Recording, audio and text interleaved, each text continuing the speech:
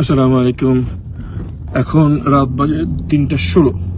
আমাদের সকল polling centre অথবা নির্বাচনী কেন্দ্রের গণনা শেষ হয়েছে আনুমানিক রাত 10টার ভিতরে, কিন্তু এখন পর্যন্ত এটাকে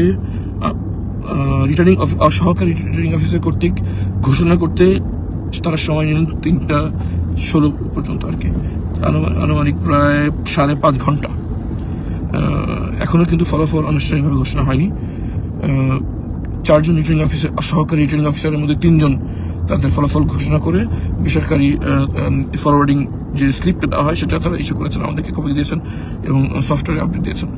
এখন আমরা রিটার্নিং অফিসারের কার্যালয়ের পথে, সেখানে 4টি সহকারী রিটার্নিং অফিসারের ফলাফল সম্মিলিতভাবে ঘোষণা করলেই ঢাকা 14 আসনের নির্বাচনের ফলাফল আনুষ্ঠানিক রূপ ধারণ করবে।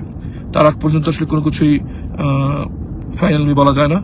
আমরা কোনো কিছু প্রশাসনের উপর ছেড়ে দিচ্ছি না।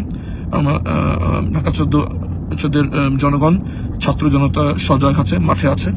ইনশাল্লাহ আমরা এখন সবাই রিটার্নিং অফিসার কার্যালয়ের দিকে যাচ্ছি এবং ইনশাল্লাহ জনগণের বিজয় নিশ্চিত করে আমরা ঘরে ফিরবো। সবাই কিছু দোয়া চাচ্ছি যেন দ্রুত এই ঘোষণাটা আসতে পারে।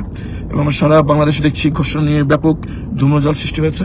বিশেষ করে মিডিয়াতে সম্পূর্ণ বানোয়াট ফলাফল ঘোষণা করা হচ্ছে, খুবই উদ্বেগজনক। জনগণকে, সারা বিশ্ববাসীকে সজাগ থাকার আহ্বান জানিয়ে এবং পাহারায় থাকার আহ্বান জানিয়ে বিদায় নিচ্ছি। ইনশাআল্লাহ নতুন বাংলাদেশের সূচনা করেই আমরা ঘরে ফিরবো। আসসালামু আলাইকুম ওয়া রাহমাতুল্লাহি ওয়া বারাকাতুহু।